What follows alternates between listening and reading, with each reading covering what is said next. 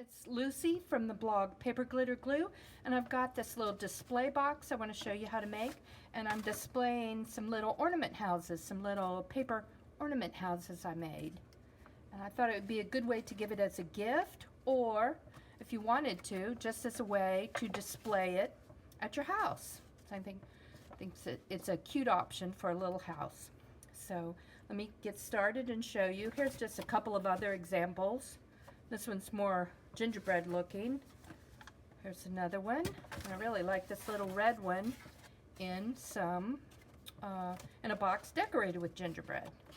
So let's get started. First I'm going to show you how the pattern looks, and I'm going to put it together for you. But I'm just going to tape it so we don't have to wait for glue to dry.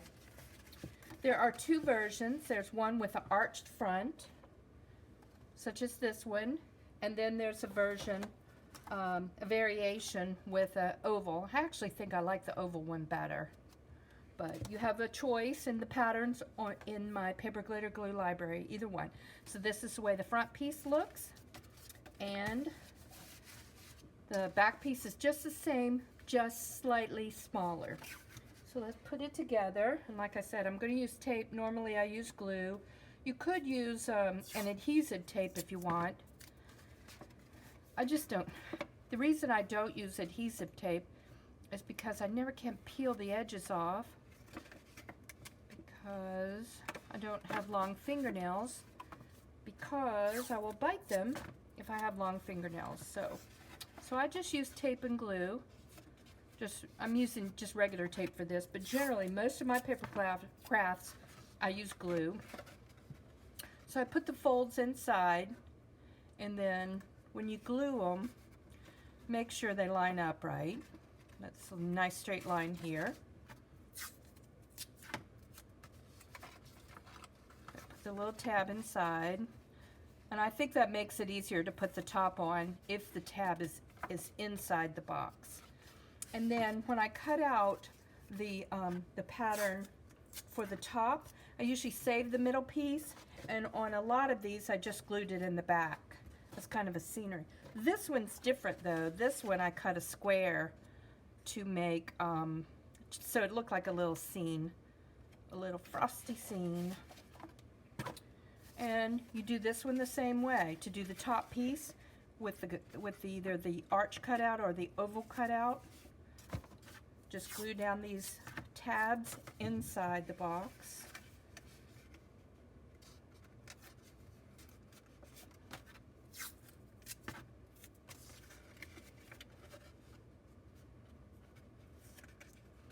Lining up the edges, which I didn't do there.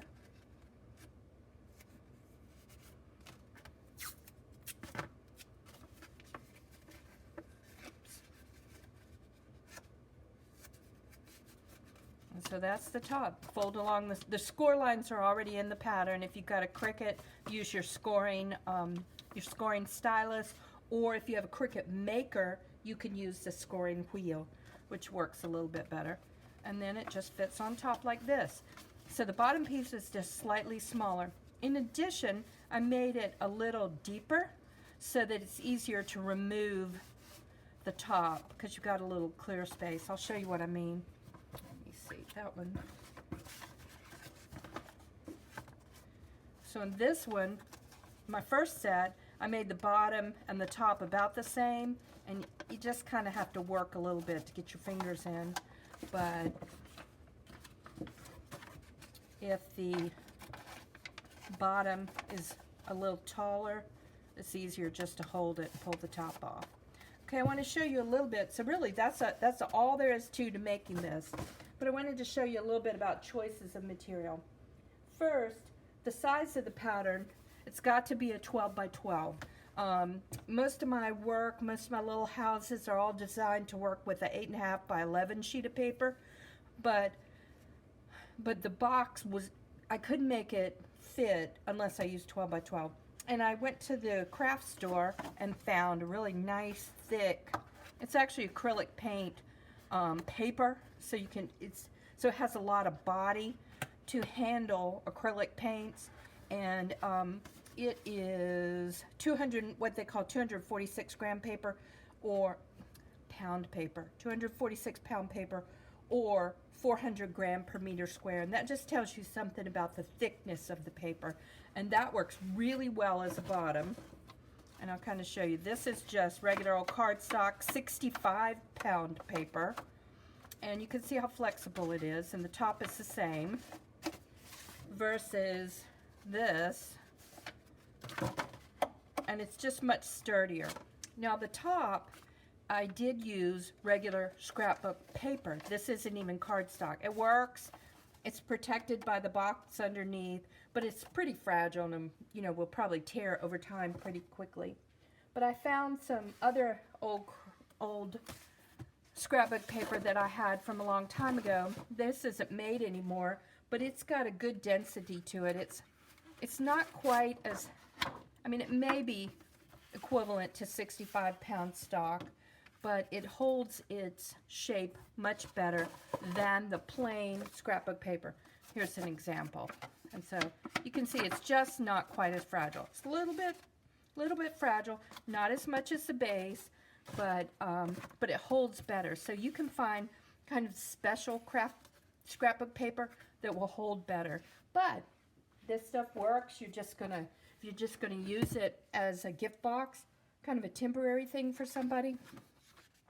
These scrapbook papers are very inexpensive and they work. And like I said, they're kind of protected by the box underneath. So for a display, a quick display, something fun and easy and inexpensive to give, I think the regular scrapbook paper works. So anyway, that is the display box for these little kind of holiday house ornaments. And I just thought I would show you real quick how to make them, so you too can make some little boxes that makes your little holiday houses a little more special if you give them as gifts. Okay, this is Lucy from Paper Glitter Glue, and I hope you have a good crafting day. Bye.